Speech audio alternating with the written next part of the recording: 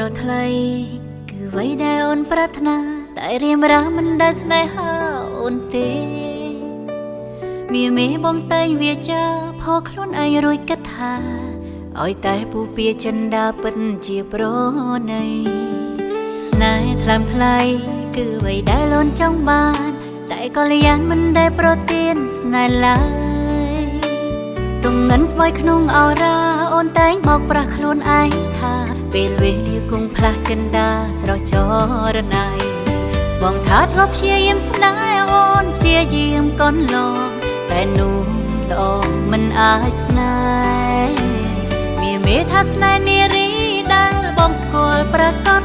កំណត់ថាមិនមែនអូនបងបែកខ្នងគ្មានមេត្តា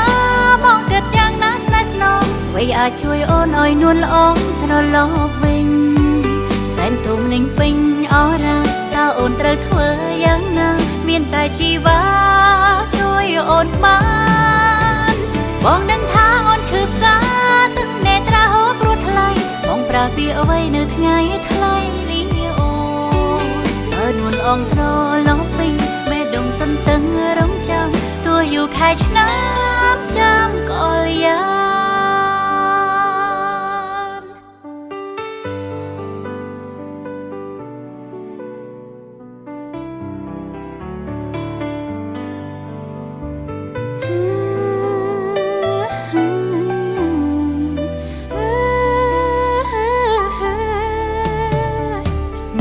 ប្រថ្លៃ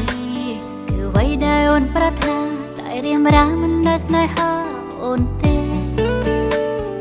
មេបងតែងវាចាផោខ្លួនឯងរួយគិតថាឲ្យតែពូពៀចិនដាពិនជាប្រណីស្នេហ៍ថ្លើមថ្លៃគឺអ្វីដែលអូនចង់បានតែក៏លៀនមិនដែលប្រទានស្នេហ៍ឡើយទងងិនស្បើយក្នុងអរ៉ាអូនតែងបោកប្រាស់ខ្លួនឯងថាពេលវេលាគង់ផ្លាស់ចិនដាស្រស់ចរណៃបងថាធ្លាប់ព្យាយាមស្នេហ៍អូនព្យាយាមកន់ឡងតែនោះល្អមិនអាចស្នេហ៍មេថាស្នេហ៍នារីដែលបងស្គាល់ប្រកបកំណត់ថាមិនមែនអូនបងបែកខ្នងគ្មានមេត្តាបងគិតយ៉ាងណាស្នេហ៍ស្នងអ្វីអាចជួយអូនឲ្យនួនល្អត្រឡប់វិញសែនទុំនឹងពេញអរ៉ាតើអូនត្រូវធ្វើយ៉ាងណាមានតែជីវ៉ាជួយអូនបានបងនឹងថាអូនឈឺផ្សាទឹកនេត្រាហូរព្រោះថ្លៃបងប្រើពីអ្វីនៅថ្ងៃថ្លៃនេះអូបើនួនអងត្រឡប់វិញបេះដូងទន្ទឹងរងចាំទោះយូរខែឆ្នាំចាំក៏យ៉ាងបងបែកខ្នងគ្មានមេត្តាបងគិតយ៉ាងណាស្នេហ៍ស្នងអ្វីអាចជួយអូនឲ្យនួនល្អត្រឡប់វិញ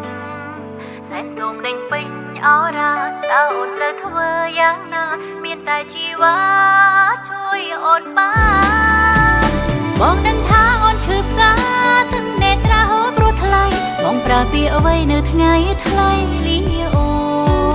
បើនួនអងត្រឡប់វិញបេះដូងទន្ទឹងរងចាំទោះយូរខែឆ្នាំ